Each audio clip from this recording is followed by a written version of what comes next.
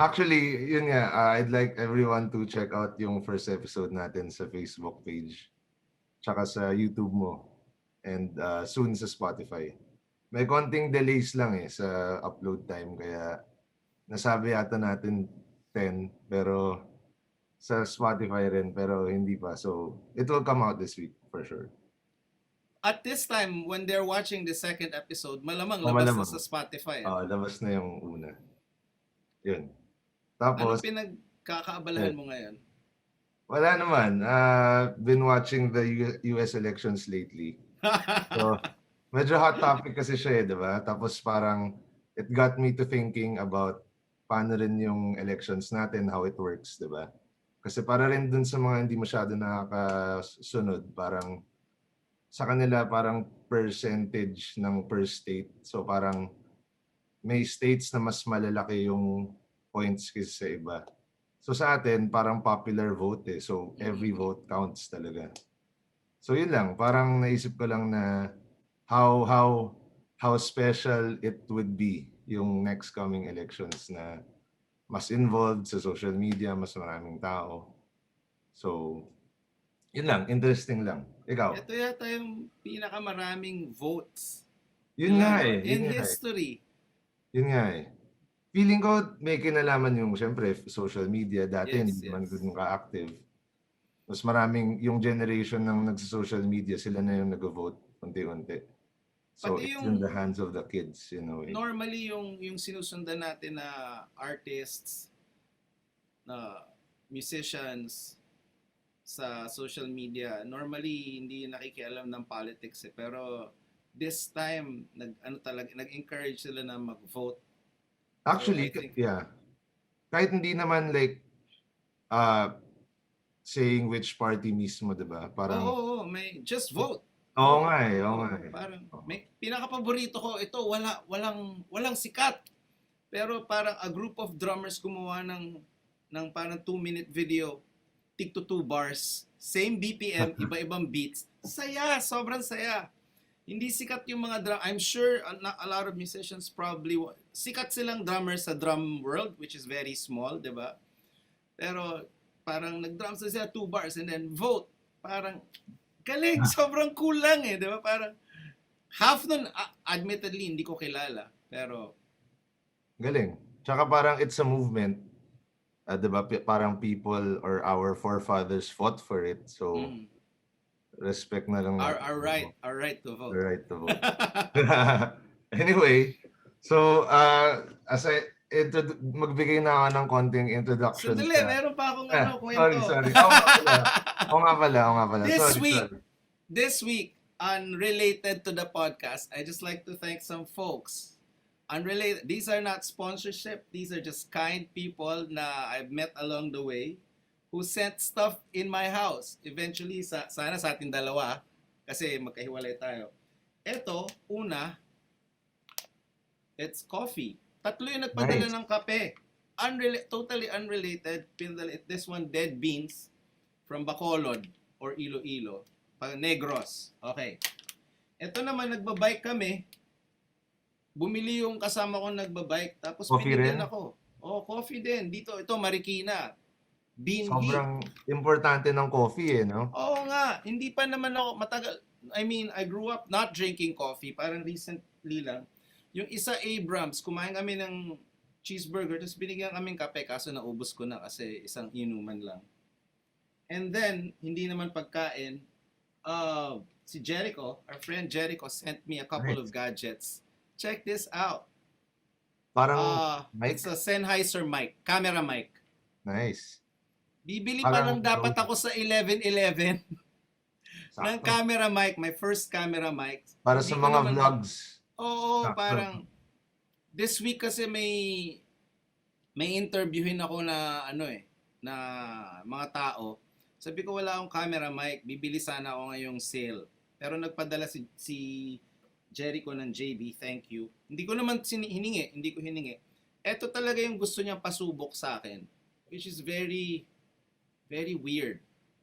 Parang siya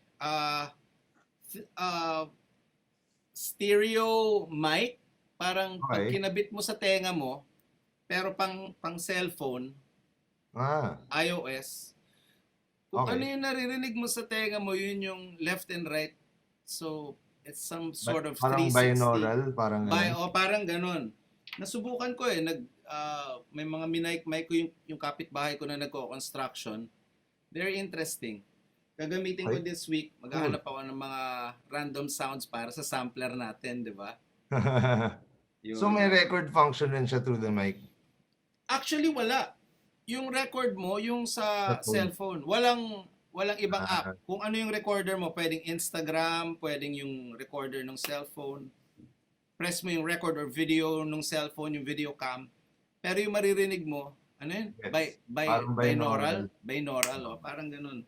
So pag nag-snap-snap ka, very weird. Nung ko pa naisip parang, paano pa kasi di ba magre-record ko kunwari ng gitara or drums? But hindi yung naririnig ko, hindi yun yung lumalabas sa speaker. Gusto ko Okay. yung naririnig ko, parang ganon. So siguro ito yung simula nun. Anyway. Introduce mo yung episode Sorry. 2 Okay. guest natin. Sige. Ay, So, wait! May ito-thank you ako. Ito talaga. Related sa podcast. okay. Sorry. Na-interrupt na naman kita. Gumagawa tayong dalawa pareho ng OBB, ng posters for the podcast. Tapos pareho tayong parang amateur. Tapos ginawan tayo ni Mon of Team Manila. Yeah, So yung grabe. Ganda ng posters ano. natin. Oh. Thank you, Mon. I-guess natin Thank yan. you. Yeah. All right, go! Okay. So, our second guest for this series, this season, is the bassist for one of the best, for me, one of the best experimental indie bands that have come out in a while. Kasi marami rin namang indie na magagaling, pero ito parang nag-stand out talaga sila. Like, towards the 2010s, ganyan. Tsaka parang it changed the way people see OPM music, I think, na they can semi-headline festivals, di ba? So, like yung mga Wonderland, palagi sila nandyan. So, without further ado, he's the bassist of Up Dharma Down. UDD. UDD, sorry. UDD. Nasanay ako sa Up Dharma Down eh. Nasanay tayo.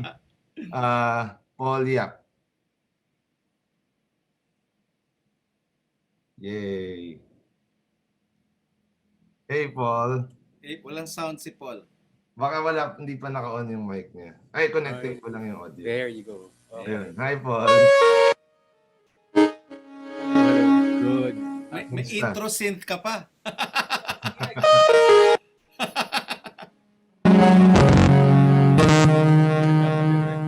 Kamusta guys?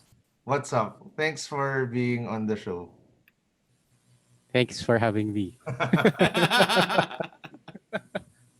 So, yun. Good.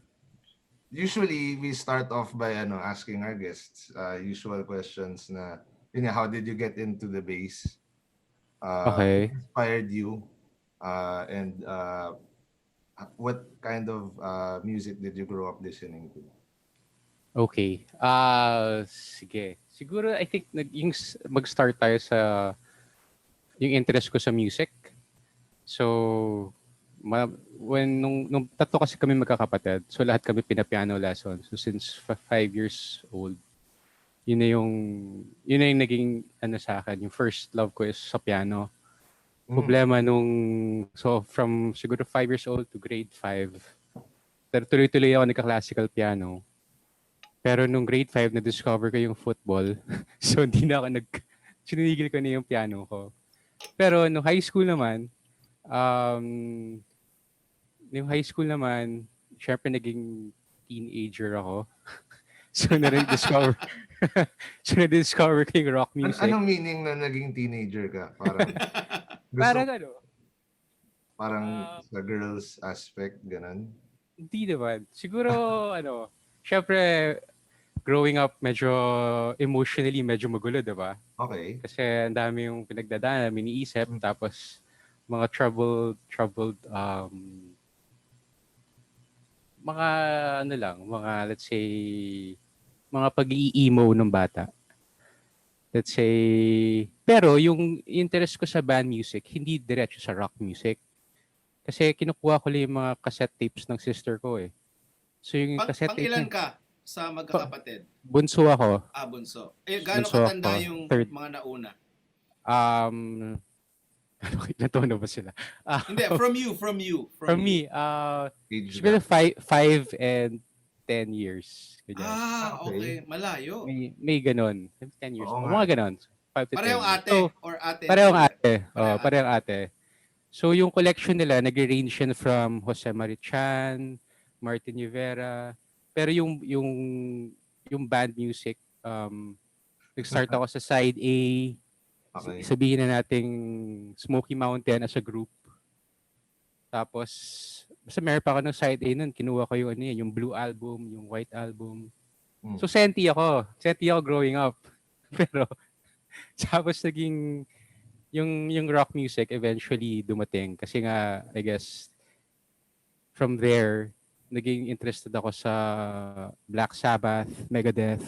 Ang layo Oo nga layo eh. So, Bakit na-swing? Bakit ka na-interest bigla sa dark side? Hindi ko sure. Kasi I think in terms of writing, I was drawn to, I guess, kay Chris Cornell's writing in the grunge era. So, kasama yan, Kurt Cobain, Lane Staley. So, yung grupo na yan. So, for some reason, I was drawn into the dark writings of that. And then, Led Zepp and Black Sabbath nga, na-incorporate pa doon. So, classic rock by way of grunge. Yes, classic rock. Una yung grunge before classic rock. I think so. Okay. Parang gano'n. So, parang backward, forward. Sorry, forward, backward. Tapos, ayun nga, tapos OPM, boom na boom yun. So, syempre, Eraserheads, meron akong cassette tapes noon. Dami. Kasi, kompleto ko ng cassette. And then, Wolfgang, Razorback. So, high school, pupunta kami ng, natakas kami sa bayan? Sa Fat Tuesdays pa ata yun? Or sa San Mig. Sa South kasi ako eh. So, yun yung band scene before. And then, yun, eventually, nagbanda-banda na. Hindi ako nag-start as a bassist. Nag-start ako in the band as, hindi rin keyboardist, as a singer. Wait. Balik muna tayo. Sige. Muna. Nasa high school, college ka na eh. Growing up, as a child, as a elementary, okay. Anong sounds ng parents mo sa bahay? Yung parents ko sa bahay, may mga CD ng James Ingram. May hinga ko sa Marichan. Tapos maraming classical music eh, na piano. Mga Brahms, Chopin, mga ganon. Basta kinuha ko, pinapakinggan ko lang kung ano yung meron sa house. And then, so hindi ko sure kung paano ako talaga napunta sa rock. I guess obviously it was on the radio. Sa high school friends ba yan? May mga high school friends? High school friends yun. Kasi banda ko, high school ako nag-start eh. Tapos, NU 107 of course. And then, natutuwa ako sa LA 105.9 din before. I mean, I think I was too young to listen to LA 105.9 during those times. Especially pag sina the doctor were on the air at late at night. So, naka-walkman lang ako minsan or naka-radio sa gabi. Listening to... Alam mo naman mga banda sa LA 105.9 dati, medyo notorious eh. Yung may mga Green Department, Erectus, mga ganyan. So, ayun. Then, nga pala, meron din, I was also listening to After Image. And then, meron pa akong Orient Pearl. So, ganun yung OPM landscape. Very wide. I wasn't really close to anything. Pero that time, hindi pa ako masyadong exposed sa 80s music. I think na-expose na talaga ako doon when I met, well, obviously we hear it sa Top 40 radio. Pero more in-depth when I met sina Toti eventually with this library at home. So, swerte na rin na may access kami doon. But yeah, I think when starting, I started as a vocalist. I was really bad at it. Kinakanta ko Paranoid ng Black Sabbath, tsaka Enter Sandman. Sobrang labo. tsaka Wood ng Alice in Chains. Angas yun. Then, May video ba yan? Parang magandang May- makita yung may- video na yan. buti may photo lang. Photo. Long Oh. hair ka rin, long hair. Hindi eh, pangit yung Hindi, buhok ano? kasi. Manipis kasi yung dito ko. So, di bagay sa akin long hair. So, hindi natutuloy yung long hair ko lagi sa akin.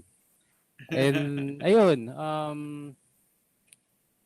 so yun, medyo mas rock yung pinapakinggan ko, especially during high school. Lala ko nung meron akong birthday party.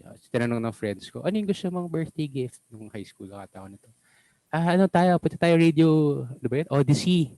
Tapos kahit anong CD, sige, bilhin niyo ako. Sabi ko, ganun. So, yun. I think doon din nag-start din sa birthday party na yun. Parang ni-request ko na sana tapes or CDs yung bibigay niyo.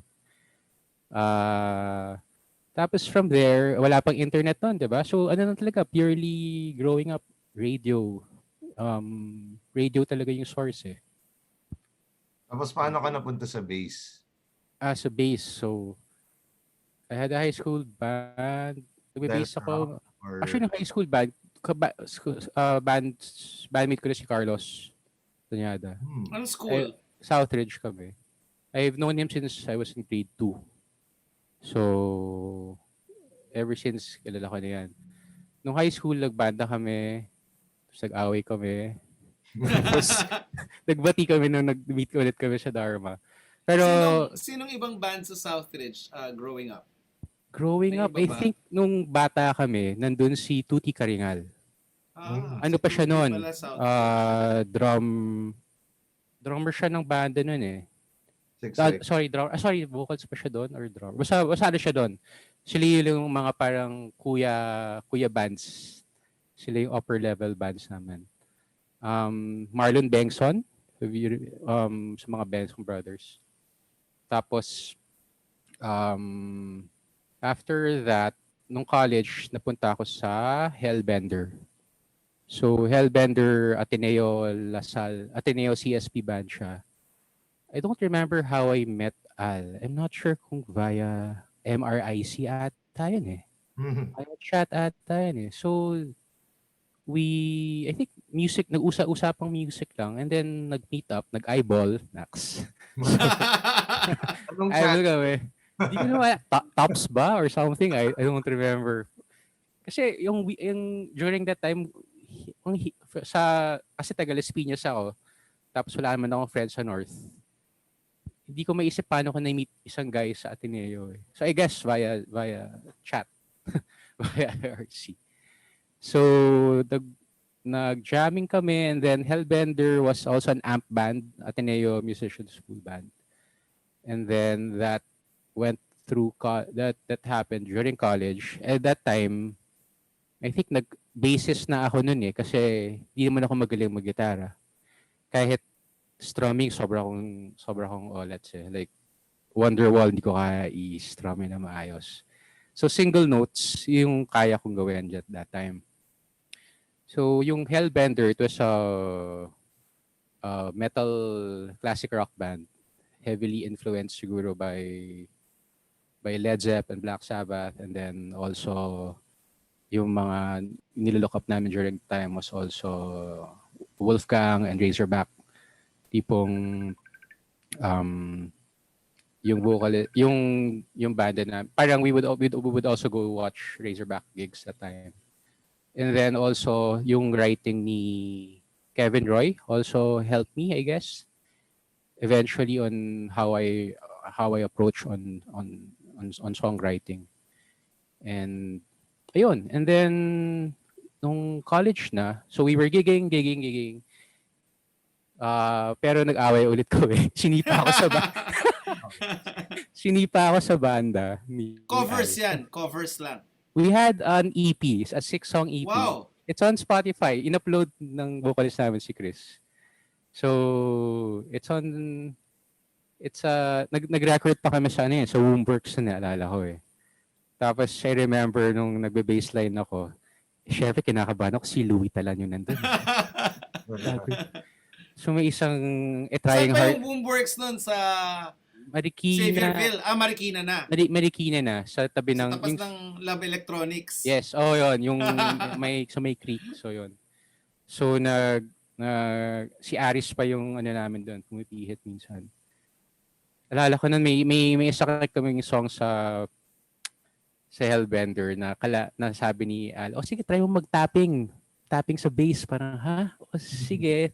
So nagtatap ako sa harap atin ni Louie Talan yun, okay, Aris. So parang nakailang take ako, sobrang kabado nun.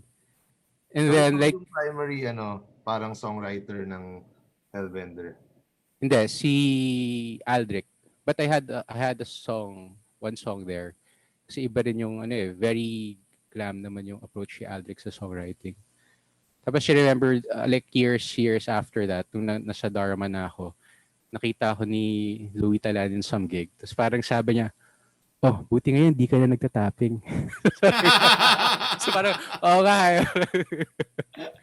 So yun. And then, nag-away-away kami sa band. Hindi mo ako inaway, pero kami na tinanggal ako sa band. Which is okay lang kasi hirap na rin ako going that genre. I was in college then. I was already in college. I was heading a music org in UANP. That's how I met Army. So during I think 2003, 2002. So I met her. She was one of the people in my org, and then parang we nag-jam lang kami stage na some poetry reading sessions. She was singing, was playing. Pero okay to parang walang structure, ang gulo. Pero okay pa rin pakinggan. So from then on, we decided, tara gawa tayo ng side project. Na let's Pareho start. kayong course. Magkaiba kami ng course. She was 2 years younger than me. So parang lang there was some music organ school and then somebody, every year kasi parang walang continuity. So every year somebody was saying, sinong gusto gumawa ng music org? So I go, sige, I'll try to head that. So there, I met her there and then we just started playing. She brought in Ian, I think from her high school days in OB. And then I Same brought school it. si Ian, college, no? Ian and Carlos sa CSP sila. Okay. So kami ni Army UANP. So that time, medyo friends na kami ni Carlos. Sabi ko, tara, gusto mo mag-jamming? Parang walang structure, lang. Walang genre masyado. Try lang kung anong. Sige, okay. So friends na kami noon ulit. And then si Carlos and Ian were talking in school then about their own side projects daw. Pero when they met in the studio, it was the same group kasi kami lang pala yon. Hindi nila alam na nice. Yeah, Destiny. Medyo ganoon. So, ako meron akong ganyang project ganyan. So parang ganoon sila. So there, so yung bass playing ko then, hindi kasi ako fast player in general eh. Tsaka for some reason I think with my piano playing during my earlier days, mas na-attract ako sa harmonies using the bass line. So yung first and second album namin, if you notice, mas marami yung chord progressions rather than tawag doon, parang nasa pocket na bass lines, parang lumilitaw. So I think yun yung nag-influence sa akin, yung piano playing ko when I was really young. And then na-apply ko siya sa bass playing ko with my siguro love for harmonies. But if you notice also, yung sa third and fourth album, parang binawalan na ako mag-chords. Sino nagbawal? Di naman bawal, pero parang... Sino pumansin? Parang napinsin din namin yung songs, mas kailangan ng normal bassline na one note lang and kabit dapat sa drums, sa kick. Wait, so, nag-start yung band, ano yung tinutugtog nyo muna? Like the first month? Is it kurig na agad? O were you doing covers? No, we exploring? were doing covers. Like, Glory Box was one. Wow, Portishead. So I think three songs pa lang, Glory Box. may counting sa dishwala, counting blue card. Counting blue cars. Nag-counting blue cars pa kami. And one more. And then I think yung mga first original songs namin was Oo and Maybe. And eventually Pag-agos. Sorry. Oo, Maybe, and June pala. So yun yung mga first songs namin. Tapos I think ang favorite part ko ng time na yon when we would play in a gig, si Ian, wala pa siyang laptop noon eh. So CP yung dala niya. Nakabayong yon. So bababa siya na taxi, nakabayong yung CP. Sa setup pa namin yung monitor niya. Para sa Para sa beats kasi naka-Fruity Loop siya nun. Wala pa kaming samplers. Walang anything. So Ano yung dynamic nung songwriting nyo? Who usually starts it? Back in the day, no? back in the day, so it was still fresh. I think it was tig-isa kami ni Army nun eh. Kasi ako, Army would play her stuff on the piano or via guitar, tapos record niya and then usually sa niya. For me naman, I used to play guitar. Sorry, I wrote songs before using the bass. So yung approach ko sa bass, medyo malaki keyboard. Kaya I guess medyo harmony yung ginagawa ko initially. Hindi siya para root notes lang na bass lines. So ayun, so ganun yung dynamics namin in terms of writing. And then after we have that, we usually just send it to the other people, or during those times we would do conference calls to uso yan, conference calls to discuss a song and email. I think I remember one time we would try to do naka-speakerphone lang yung isa para i-explain. So ganun, conference calls, party line, mga ganyan. So that's how it was then. Tsaka very very minimal yung effects namin and very minimal yung gear compared to now. How did you guys meet Toti? We met Toti during Dalmasyon. we met Toti during a gig in Miriam High School. So before that, nobody was managing you? Nobody. Siguro for a year or two, we were self-managed lang. We would play in we would play in bars, and then may isang debut sa Antipolo. Mga ganon. Who But would book it? Sa inyong apat? I think kung sino lang may lumapit na kakilala. Very by network. Organic. Yeah. By network, kakilala sa school, kakilala sa friend ng ganyan. So alala ko pa one of our first gig was in Sagiho. Si Micah Azurin pa yung nandun eh. Siya yung friend naman ni Army, and siya yung kumuha sa amin for one of their jazz nights, di ba? Meron silang ganun before. So, yun, ganun yung booking namin, by friends lang. And then we met Toti. May nag-invite sa amin for a Miriam gig. Sino ba yung kasabay namin that time? Sorry. The reason why we met Toti kasi si Terno played there, I think, with Juan Pablo Dream and Radioactive Sago Project. So they were there same gig, same event. They were there at the gig. And then we played before them, I guess. Then after that, si Toti, I'm not sure if he was wearing all white then. Pero he approached Ian or Army after the show. He gave his calling card, and then if you guys wanna talk about this or wanna do you need management, call me. So yeah, that's where we met him, in that gig in Miriam. So yeah, Miriam is a special place for us then, I guess, kasi that's how things started for us in terms of, let's say, playing more shows and being more known across. Kasi before naman, I remember before meeting Toti, we were thinking of getting a manager na rin. But then I met some guys who wanted to book us. But then, kasi I think our setup before wasn't that, let's say, normal. That there was a girl sitting down playing piano, and then iba pa yung tunog Okay. ng music. Yeah. So I met this guy who wanted to change how we look daw. Sabi niya kailangan yung vocalist niyo pagitara niyo na. Tsaka patayo niyo na. Parang ganun yung Mas so sinashape sa iba. shape sa iba. So parang medyo iffy ako. Parang bakit? Ba't kailangan? So we almost went that route, I guess, in the sense na yun lang yung option before. Buti Okay. na Buti. buti na lang na-meet namin si Toti during that time. So Ano that's naman ang first impressions ninyo kay Toti, 'di ba? Kasi first time niyo siya na. yeah. Ako, Did you know him before? Did you know about him before? I think it was only Ian who knew him.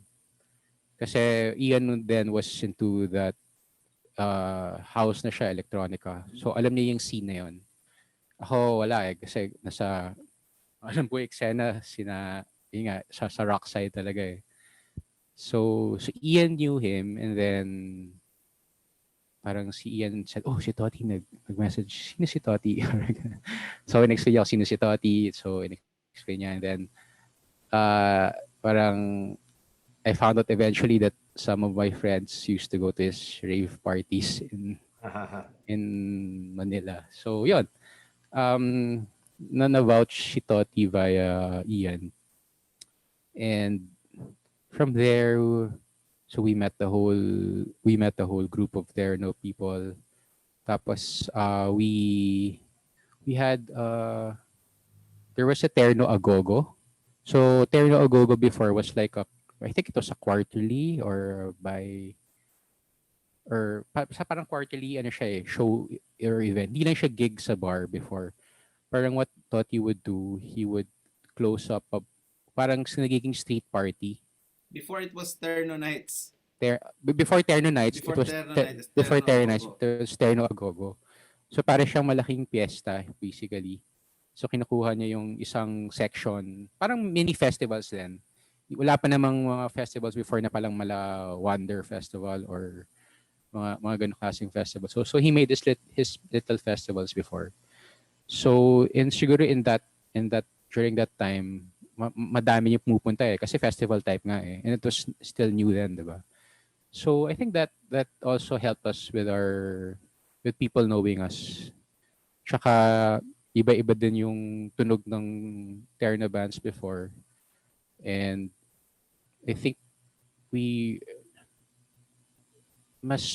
kami yung mas electronica on that part. And syempre Sino ba at the time? It was sina Bing and sina Sago. Sino pa yung nasa Terno at the time?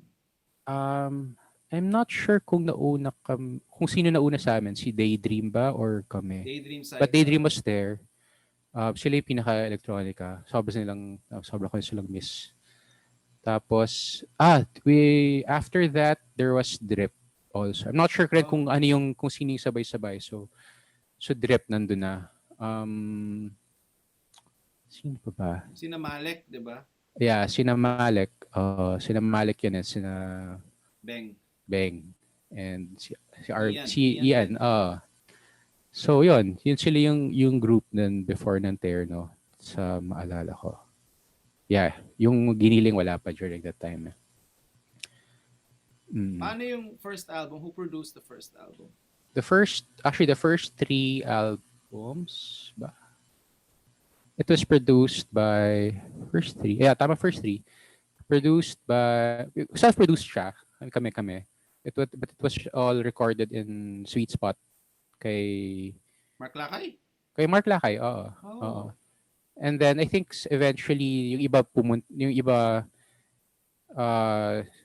may ibang parts sa Point B. So Sweet Spot kina Mark Lakay, si Noel de Bracking pa yung namin, yung engineer namin.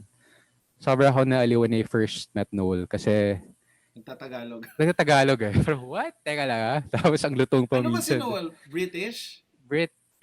Yeah, British I think British. Diba? Oo. So Rubber Ink, yeah. Rubber Ink sila ni Malek. Ink sila ni Malek. So siya ang sound engineer, producer o sound engineer lang? Sound engineer. I don't remember the labels, but he was the sound engineer more or less. Okay. So for the first 3. And then some eventually went to um we went to Point B. Saan ang And point B? Point B sina Aaron Gonzalez sa may UP, Okay. Maginhawa. Yes, yes. Yeah. And then after that, we recorded some stuff din sa Sound Design Manila. Kasi Carlos used to work there. So Sound we were design, the advertising the place? advertising Okay, place, yeah. okay. So kasi he used to work there. Ayun, yun, the first, basta pero all our albums, self-produced naman siya. But Ay, yung executive apat. producer, Percy Totti pa rin yung executive producer. Okay. Parang ganun. Anong role ni Toti sa studio, kunwari? Sa studio, taga-bayad. Taga ano na siya. Nagbibigay din siya ng feedback sa sound. Okay. Kasi ever since when we started, siya naman yung parang namin Spotify din eh. Siya yung minsan nagbibigay siya ng ng listening homework. Ito pakinggan niyo to, baka trip niya to.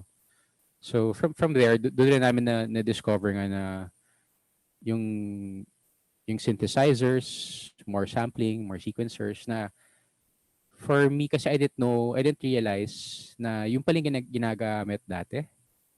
I was siguro naive na rock music lang talaga, and all things that I hear were like are very new. Yung pala mas nauna pa siya sa rock in terms of, let's say, grunge. Kasi grunge is very new eh. Yeah. So ginagamit na pala siya ng 80s, parang nag-70s tapos nag-90s. Hindi ko napansin yung 80s growing up for some reason. I don't know why. So yun, and then dun namin na-discover na parang these elements have been used before, and we can also use it now with our songs, especially mas yung connection ko pa rin with the keyboards and the synthesizer malapit naman. So na-apply din namin yun. So actually, paano na nag-evolve yung love mo for synths? I mean, For the synth, diba? So mas rock, and then yeah, marami ka na rin, kahit sa live, marami ka na rin synths. yeah. Paano siya nag-evolve? Paano siya bumalik? nag-evolve? Paano bumalik? Paano bumalik sa Oh, keyboards?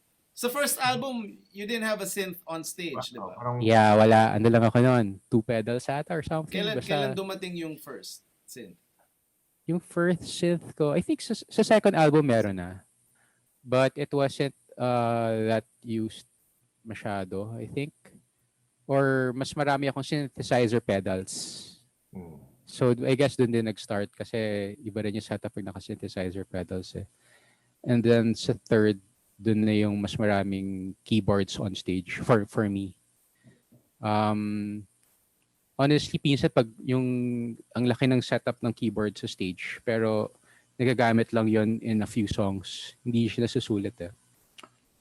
So, kasi yung sound na yun eh, no, sa song na yun. Yun talaga yung kailangan mo gamitin para ma-replicate yung as close as possible to the studio. yeah, as close as possible. So, nag-start ba yun? Siguro by listening to some bands na yung favorite ko then until now I think was Junior Boys.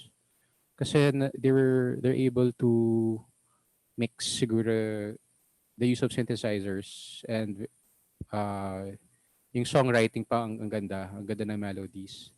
So Junior Boys, Telephone Tel Aviv.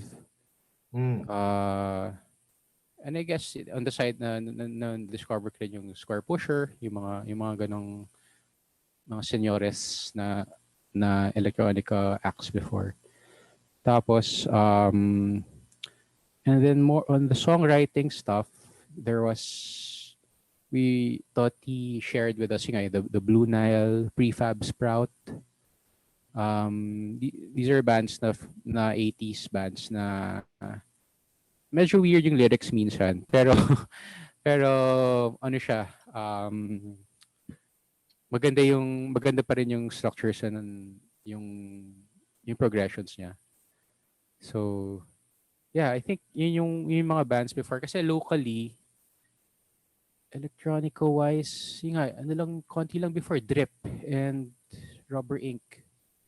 And Squid 9. Si Ian yung nag-ano sa amin sa Squid 9 eh. Kapitbahay ko hindi. Kapitbahay ko Drip. Si Ian ng Drip. Talaga? Yeah. Okay. Okay. Yung... What about shows? Yung kunwari, what shows yung napanood mo, foreign or local, na parang, oh, this is life-changing. Alam mo yun, parang... I think the first concert that I saw when I was really young was Phil Collins sa Ultra. Wow! Ultra. Pero ano yun? Wow! Yeah, pero sobra pa akong bata na wala akong maalala. Naalala ko lang yung stage na sobrang May carousel? Basta malaki eh. Yun yung Wild maalala yung ko. stage niya nun. Yeah, so yun yung first ko. Dinala lang ako ng mga sisters ko and pinsan ko. Tapos, in terms of concerts growing up, yun lang eh. Tapos, even gigs lang eh. Even now, napanood mo abroad or dito na dumating. Yeah. Sino yung... Before, a few years ago, we went to Japan to watch M83. Oh. So, nasa bucket list ko ang M83 eh. Kasi, aside from isa pa yun sa bands na nag-influence sa amin because of the synthesizer and the songwriting. So, grabe yung setup nila eh. Simpleng LED lights, pero naka-trigger lahat.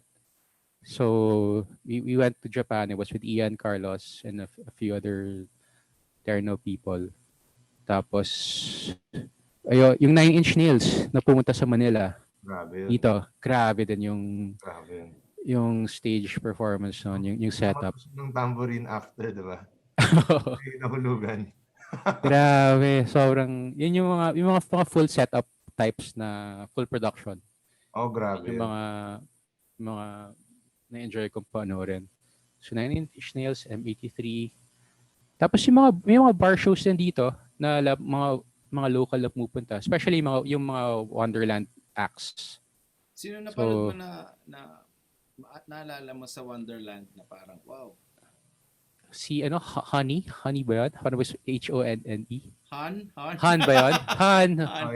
Oh yeah, si Han yan. So parang sila yung mga gusto kong sana ako nilang kumunta or gumawa ng song na types or paano ko ba gagawin yan.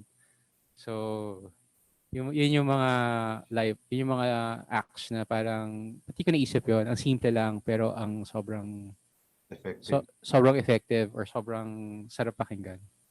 Paano kayo nagkilala ni Daren?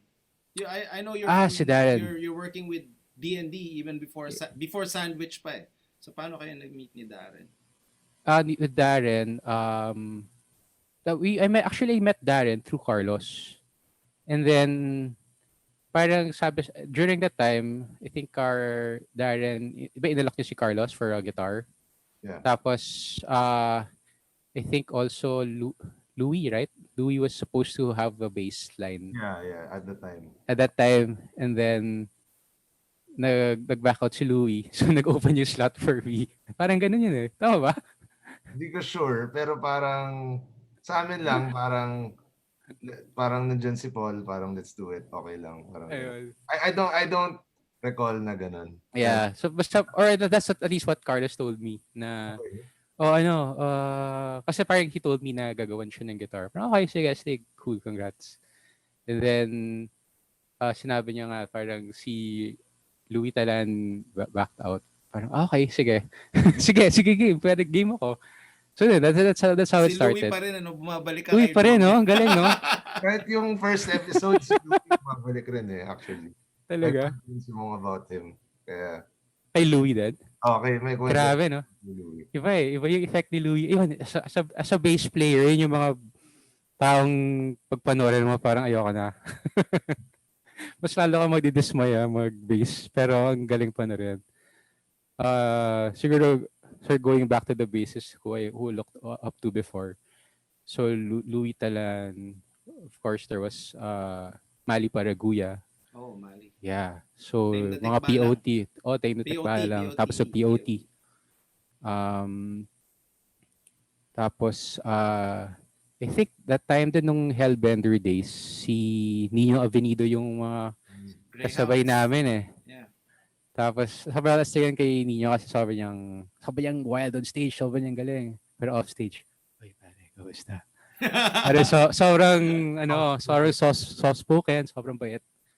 Sobrang niyang pleasant. Layo from the hupaw scene. Sa lahat So, ng ay sorry, sige go. yeah, go ahead, sorry. Sa lahat ng mga like I know you guys played with a lot of foreign acts, 'di ba? Like Hmm. open and played with.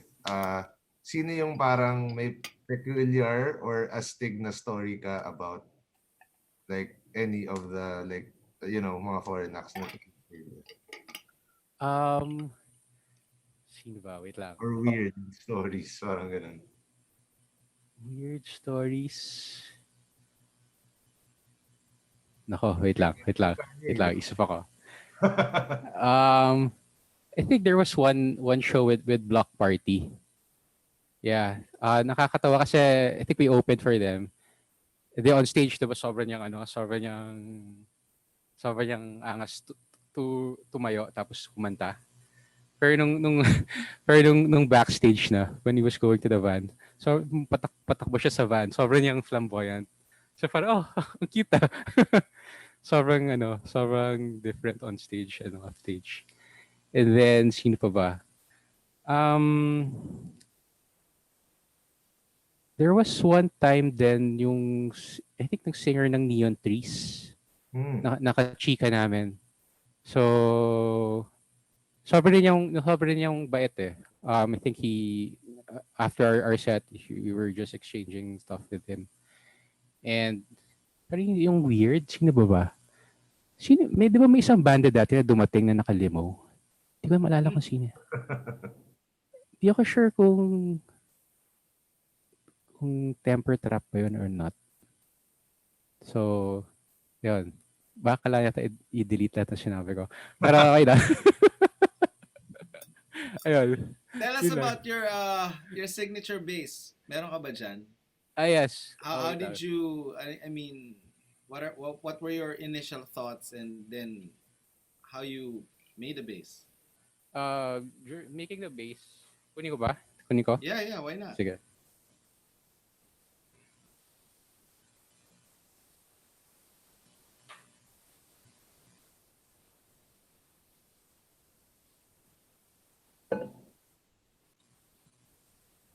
Take test.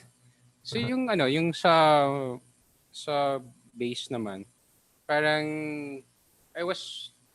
gusto ko siya na hindi magmukhang normal Fender jazz bass or precision bass. So mas gusto kong magmukhang mga offset basses. Like, yun, parang siyang mix ng Jaguar. Mix din siya ng Thunderbird. That's for the body at least. Tapos meron pa, basta offset yung itsura niya. And then for the neck naman, yung ginawa kong peg, one of my first basses was the PV grind bass. So yung gusto ko lang, kasi I have small hands eh. I have short hands. So hindi ko kaya yung mga US made eh. Kahit yung mga Mexico basses. Masyado yung spacing niya masyado malabad para sa akin. Pero yung PV grind bass kasi, maliit lang yung spacing niya. Tsaka manipis yung neck. So yun yung ginawa kong bass. Ginawa kong bassist na rin. Tapos I think that also, inisip ko rin kasi na parang marami namang Pilipino rin na hindi malaki masyado yung kamay. So naging part yun ng decision ko rin na how do I make the bass something that I like, something that looks different. Kasi I want it to look I want it to look kumbaga hindi siya masyado normal. Tsaka something that the people will appreciate in terms of playability. So madali siya i-play kasi mas maliit yung spacing niya. Tsaka hindi siya ganoon kabigat. And yeah, pretty much yung obsession ko lang kinukulit ko si Daren before was Daren, gawin natin lahat black hardware. So laging may ganun eh. Chine-check ko lagi yung details for ayoko yung mix na may basta parang chine-check ko lang yung color combinations niya basically. kung paano siya babagay. Yeah, pretty much yun. We're going on our third version already. So that should be out, I don't know when. We need to check pa. I need to try it out. Pero may dumating na nga from the factory. So the first bass that we had, medyo malapad, medyo mahaba pala. So kasi ang gusto ko rin with D&D, every time we come out of something, we learn how to make the guitars better. Especially yung first bass na masyadong mahaba. Like yung hindi siya nagkakasya sa mga hard case 'di ba? Hindi siya kasya soft case, so laging may improvement kami ginawa. At least for the second bass, inayos namin, we shorted it a bit. The headstock is smaller. And yun, kasya na siya. And then for the third one naman, I got Apple Santa Maria to redesign the bass. So parang I talked to Apple, Apple, can we make this, how can you improve the design, and how do you by maintaining the same elements. So Apple as an art director, he was able to execute it well. Tapos sabi ko rin, Apple, wala akong pangalan sa bass ko. Anong papangalan ko? Tapos sabi, why na lang? Okay, sige, pwede. So parang yun yung magiging name. So nakakatawa pa kasi yung pinapagawan ko siya ng mga samples for the bass. Tinanong niya sa akin, parang, Paul, ano ba yung favorites mo gawin? Football, tsaka pagkain. So may ginawa pa siyang part na yung fret markers ko, spoon tsaka fork. Sabi ko, okay lang, pwede na tayo sa normal block lang. So cute kasi medyo yung style din ni Apple very whimsical eh. So that's how the bass is evolving as of now. Yeah, yung third one, yung difference lang mangyayari is may may jazz and may PJ version, hopefully. So we're testing that out and sana okay tunog. Most importantly.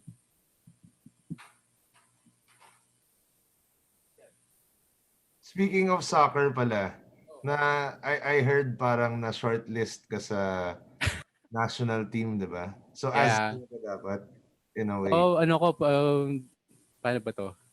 Neo-Ascal ako dapat or pre-Ascal days ako eh. Then nung grade, kasi nung grade 5 onwards, sineryoso ko yung football eh. I think the reason lang naman na hindi ako, nung 14 years old ako, na-draft ako for the Philippine national team for a Singapore game. Wow. For Singapore tournament. Problema, hindi ako umabot kasi na-injure ako before flying out. So, wala nga akong free jersey eh. Pero okay lang. Anong injury? Ankle injury. Dati ko pa problem yun eh. So, Hassle. until now, ganun pa rin injury ko. Pero previously, nung I was younger, I was able to join tournament via CSA, Makati Football School. We played, I think for a month in 3 countries. So, Sweden, Finland, and Denmark. It was a fun experience kasi first time kong lumabas ganun kalayo. I was siguro grade 6, grade 5. Para siyang mini World Cup, parang gano'n. Oh, parang mini World Cup. As in, crazy yung experience ko dun eh. Parang may ganito palang mundo outside Philippines na nakita mo lang. Wala pang internet at time, diba? So, sobrang life-changing din yun yung exposure. Medyo bangko ako nun, pero okay lang. Nakaalis naman ako. So, yun. Yun yung football ko. Siguro kung meron lang maayos na National League when I was graduating high school, baka tinuloy ko pa yung football ko ng mas seryoso. Pero nagsasabay ka, nagbe-base ka pa rin and nagsa-soccer while you were... Nung college, oo. Nasasabay ko naman sila.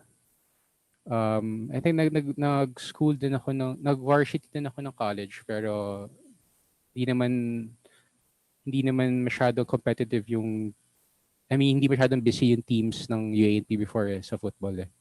So wala kami soccer field eh. So yun. Kasi kung may maayos na league then, baka nag-football pa ako na mas maayos. Pero okay lang, nag-banda naman tayo ngayon, kaya mas masaya din. Ngayong pandemic, Yeah. what's keeping you busy? What's keeping you sane? How's life? It's been The new insane normal. the past weird. Ilan ba tayo? 9 months? 8 months? Lockdown? Yeah. It's been crazy. Especially, medyo abrupt pa yung transition then, right? So, it was in March. We had we had gigs pa lined up for the year, eh. At least for the next months. So, we had shows, we had some weddings canceled, festivals canceled. Yung Alanis Morissette, we were supposed to play. Talaga? Yeah, it got canceled then. So, we're looking forward to that sana. Sabi nila next year, but I'm not sure. Diba? But yeah, it was a hard transition, honestly, no?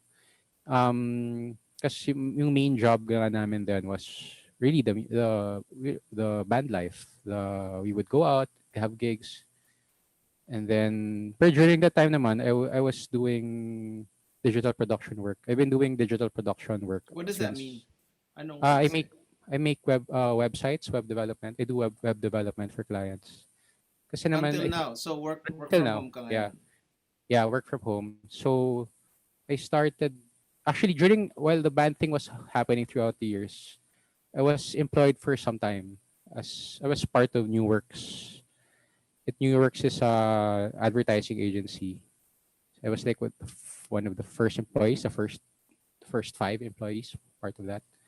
So, but I had to quit kasi hindi ko kaya, may gig ka ng Wednesday sa 70s Bistro, matatapos ka 2 a.m. Tapos papasok ka na sa trabaho ng 9 or 8. So, ang hirap Talagang at times. 70s Bistro eh. No? Oo, alala ko yun. Hindi ko maalala yung gig na yun eh. Kasi parang, may pasok pa ako bukas.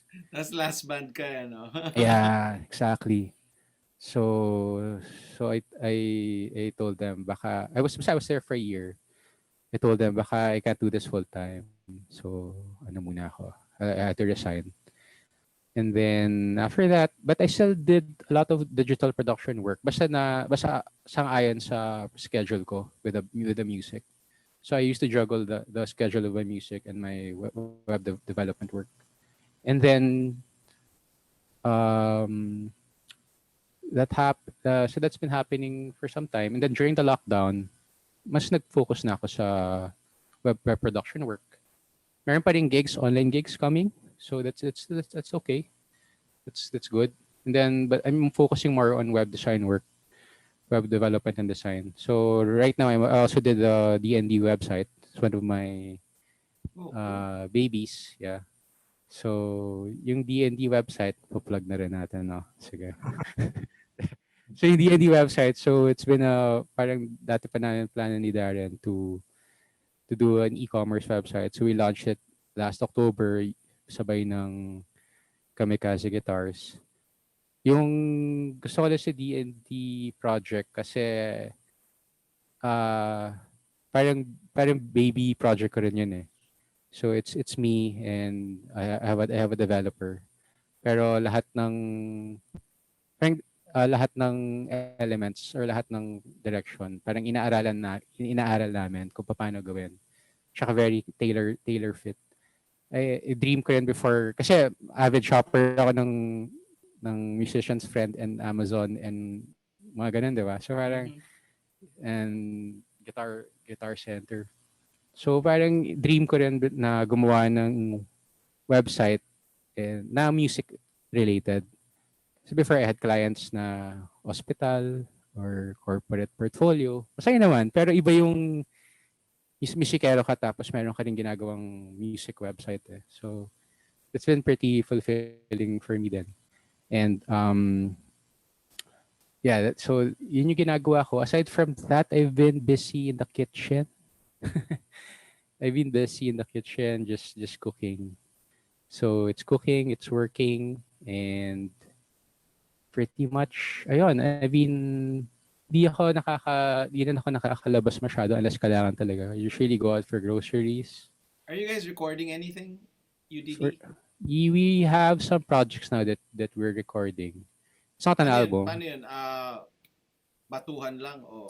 Initially, batuhan, but recently, we've been meeting, at least kami tatlo ng kaming boys ni Ian and Carlos. We've been meeting Kaninong sa studio? studio ni Carlos, sa Wonder Collab Studios sa Makati. So we would meet there. Pero hirap di ba hirap pa rin naka-face mask ka, di ba?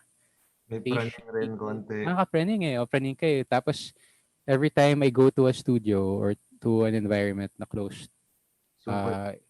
close closed basta closed, walang ventilation na na free flowing. I would quarantine for 2 weeks. Tama, 2 weeks. I would try to quarantine for 2 weeks before visiting my folks or my Sino ba kasama sa relatives. house dyan? My wife. Okay. So kami Dalawa lang kayo. dalawa lang naman kami. So yun nga, medyo maingat pa rin kami kasi nga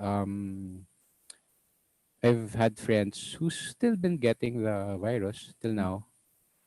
Parang may mga kilala na rin ako who passed away, sadly. Mga tita, tito, ganyan. So, ingat na ingat pa rin. I think it's different than for every person and how they handle it, diba? And how they perceive how they handle the situation. I understand rin naman na I think swerte rin na at least nakaka-work kami at home. Yun yung at least nagagawa ko during the pandemic. Kakabili ko lang ng lupa. As in, sako na lupa, hindi lupa na... Yun, tinatry kong maging plantito. Pero yan. Hindi ko play natin. Usually kasi namamatay eh. But yeah, so yun muna. So actually, every show, meron kaming part na it's called show and tell. So, ayun. Nagtatel na siya. Tatel na ba? Okay. So, yun, we'll give you the airspace, I guess, to show and tell whatever you want. So yung show and tell ko ngayon, mayroon akong pinurchase na synthesizer before. I think I got it from the keyboardist of Never the Strangers, JP. So binigyan niya ako nakita ko siya sa Film Music nag-post siya mahilig kasi ako mag-collect ng synthesizers kahit minsan hindi ko nagagamit for some reason. Pero yung mga hindi naman masyadong mahal. So itong synthesizer na to, it can make anything into an instrument. So yung instrument ko ngayon, mga prutas. So kita yung prutas ko? Mike. So gagawa ko. Galing. So, ito Ototo yung pangalan ng brand niya. Ito yung synthesizer.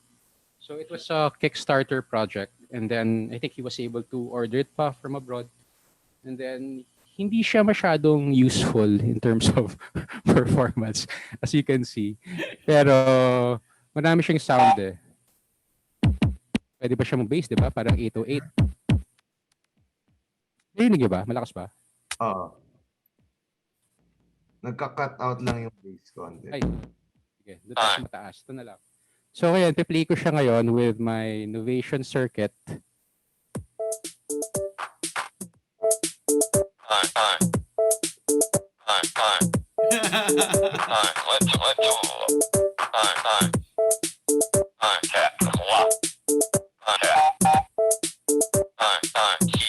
So yung instruments ko ngayon, pear, luya, kalamansi, sile, ito carrot to, tsaka patatas. Kailangan ba fruit or vegetable? Pwede rin tao Hindi ko maintindihan Diba? Galing, diba? It's very weird. Pero ang galing. It's very weird. It's very useless and weird, and which I like. So, meron pa siya may pitch bend pa siya Ito nga. Wala pa ako ng may sound.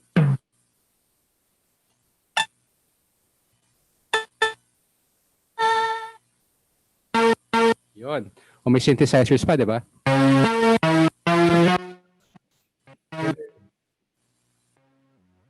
Pa siyang pitch bend, oh. Ang kulit. Sobrang weird.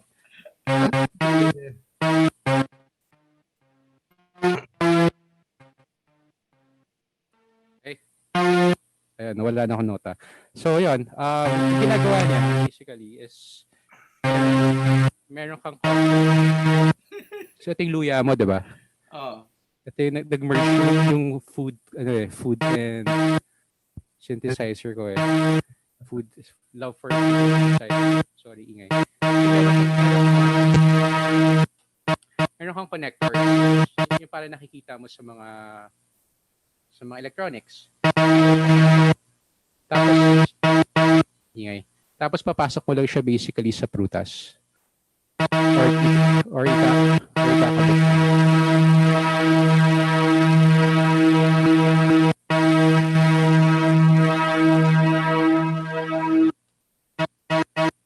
So yun, basically yan. So lahat sila nakakabit. Yung ano ko, yung sili ko, nakakabit siya.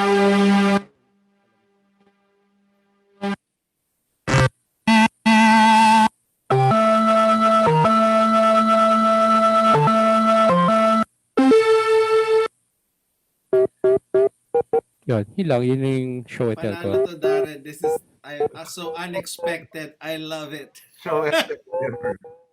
With a pitch bend pa eh. Meron pa siya ibang... Paano siya sa tao? Sa tao, ikakabit mo lang din sa tao, ihahawakan ng tao, tapos... Kumpleto niya pala yung circuit. Naintindihan ko na. Para siyang ano eh, if you check this out, ano na siya, isa siyang scale eh. Para siyang Volca. Na meron siyang whole notes, tsaka meron siyang half notes. Gets. O, diba? Ang ganda. May ganun pa eh. Pwede mo siya pang sample pang gig eh. Bagay na bagay ito sa pedicab. Feel ko lang.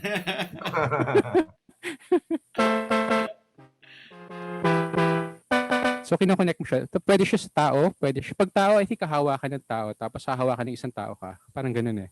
Kukumpleto niya yung circuit para mag-trigger. So, pwede rin siya sa water. Pero nakakatakot lang. Steak, kasi pwede rin. Ako mahulog. Ha? Sa steak? Oh, pwede.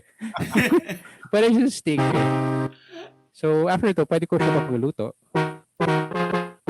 And then, yun. Sobrang useless and masaya. Kaya ko siya gusto. Thank you. Thank you, Paul, for sharing us the weirdest experience of our week. Mapapanaginipan na namin siya. Thank you for being our guest in the second episode of our Offstage podcast. Sorry, nahulog ako. Okay, sorry. Ayan, thank you then for having me. Take care. Sige, kayo din. Sige. Okay. Thank you. Ingat. Bye-bye. Bye.